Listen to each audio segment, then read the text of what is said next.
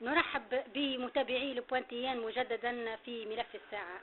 ملفنا اليوم الشركة العقارية البلجيكية التي تطرح اليوم تساؤلات عدة حول مدى شرعية هذه الشركة ونشاطها بالبلاد التونسية.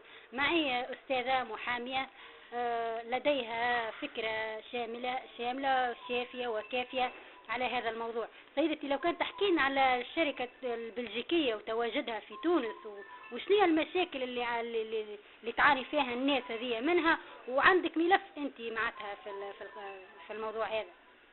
نعم. شكرا على هذا الاهتمام. ملف الشركة العقارية البلجيكية هو ملف حارق بامتياز، هو ملف يطرح تساؤلات عدة على مدى شرعية نشاطها وعلى مصير 800 عائلة. 800 فأكثر، هذا في أقل تقدير 800 عائلة. أنا نتساءل حول مصير هؤلاء، خاصة وأنها يعني توانسة لاجئين في بلادهم هكاكا.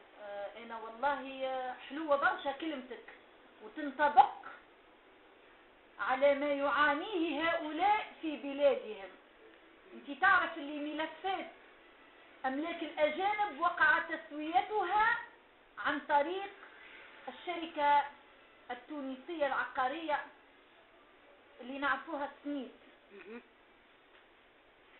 لكن نشوفوا اللي الشركة هذه العقارية البلجيكية اللي على رأسها ريشة للأسف، اللي لم يصلها القانون.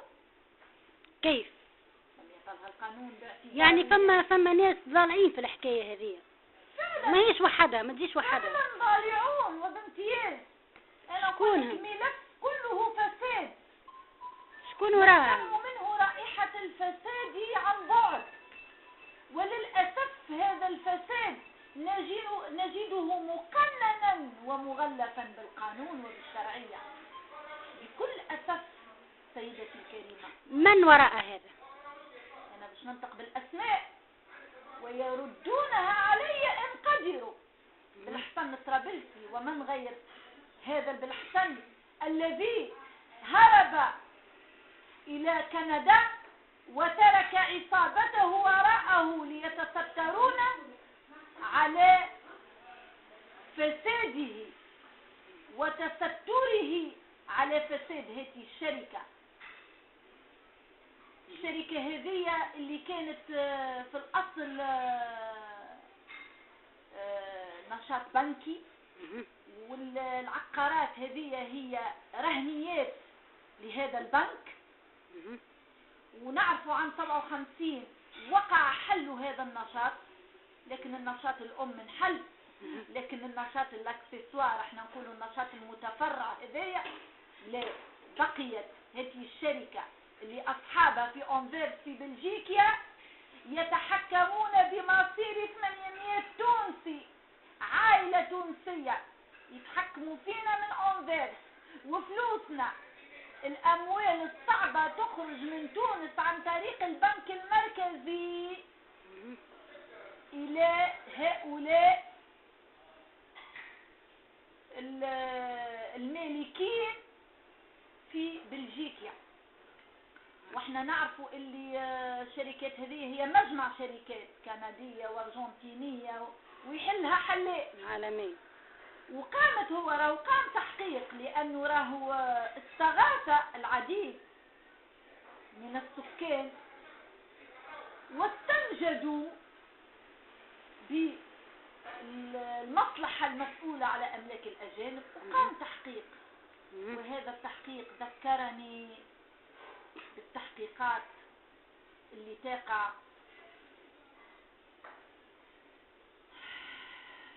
تقع ويعرفوها الناس الكل عندما تقع حروبا فيها القوى الاستعمارية والقوى اللي هي سائرة دول، مش القوى، أنا أقول مهما تجيش قوة هي ضعف.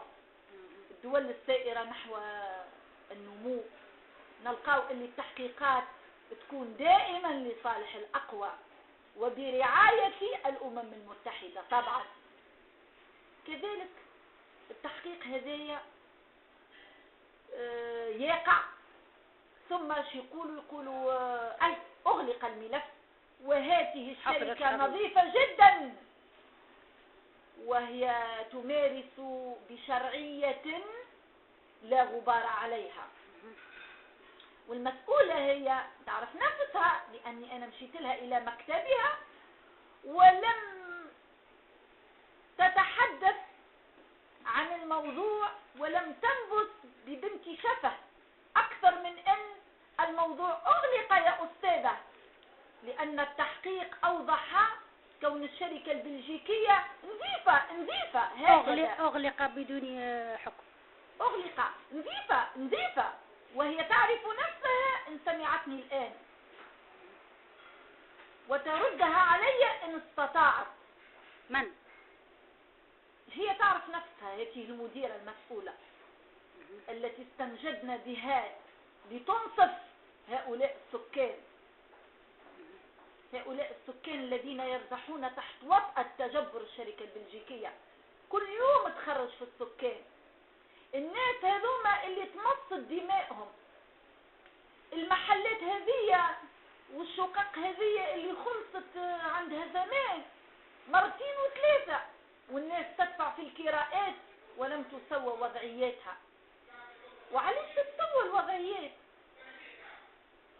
مع من نسوي الوضعية هنا؟ نسويها مع دولتنا، مع حكومتنا، لأن الشركة البلجيكية تنشط بمقتضى بطاقة تاجر. البطاقة هذه لا تستند إلى قانون مرسوم 61 ما يمكنهاش، الشروط لا تنطبق، أي شرط من شروط النشاط لا ينطبق على الشركة العقارية البلجيكية. وحتى إن كانت هي تمارس كوكيل عقاري، نقولوا مش بمقتضى بطاقة تاجر، هل هي وكيل عقاري؟ لا نجدها حتى بالقائمة المصادق عليها. يعني لا وجود لأي قانون يمكنها من النشاط. والحل لهذه المعضلة سيدتي؟ الحل الساعة حتى نحكيو على الحل سيدتي الكريمة، نشخصوا المرض بالساعة، المرض العضال اللي أصاب بلادنا ونخر في عظامها، اللي حتى كي جات ثورة ما شفناش ملفات حارقة يقع حلها. هذا ملف حارق، وللأسف الحكومة لا ترى ولا تسمع، ومجلس النواب كذلك لا يرى ولا يسمع. هذا الملف راه يتعلق سيدتي الكريمة بأمن سكاني، كما نقولوا أمن غذائي فما زاد أمن سكاني. الناس هذوما وين؟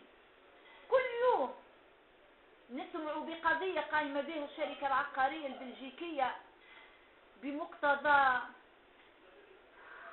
أسانيد ظالمة كلها تحيل، وهي تعرف نفسها انها تعشق التحيل للوصول انها تخرج الناس من هذه المحلات وترميهم في الشوارع رامية عرض الحائط بكل القيم والأعراف.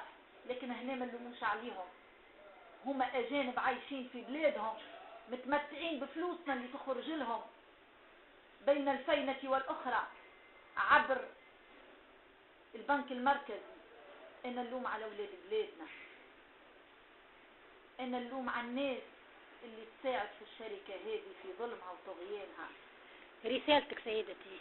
أنا اللوم على أولاد بلادي اللي يعرفوا الرمانة ويعرفوا الدمالة وما يحبوش يفقعوها، لا يحبوا يحطوا عليها سبارادرا باش ما تبانش، يحبوا يخبيوها، يعملوا لها المكياج باش تتخبى. انا نقول لهم راهو تستاهلوا نعملوا فيكم قائمة عار، لانكم تستحقوا انه نقولوا لكم عملاء الاستعمار انتم. يعني في انتظار قائمة العار، في انتظار العدل العار. اساس العمران. انا نقول للحكومة فيق، نقول للبيجي انت وصلت للحكم بالخط البورقيبي. بورقيبة راهو كي خدا الحكم خرج من الباب الكبير، وتاريخه تاريخ تأميم، تاريخ تحرير، تاريخ بناء. انتي سلباجي ابني وحرر 800 ساكن من الاستعمار اللي هما فيه. اكمل المسيرة البورقيبية، وكون في الملف هذايا الحارق سيدي الرئيس كون بورقيبة. ما نقولكش حاجة اخرى الا ان تكون بورقيبة وخذ جرأة الزعيم بورقيبة، لانه كان زعيم وطني، كان جريئا في قراراته. هذه يا سيدي الرئيس نقول لك خذها بيدك، لانها 800 ساكن باش يذكرك فيهم التاريخ. هذا ملف فعلا يدخل به الساسة الى التاريخ. اذا دعوة الى التاريخية لسلباجي. شكرا لك سيدتي على الحضور، شكرا لمتابعينا اينما كنتم. سنلتقي مجددا باذن الله في ملف اخر، والى اللقاء. مباركة زارعي لبوانتيان.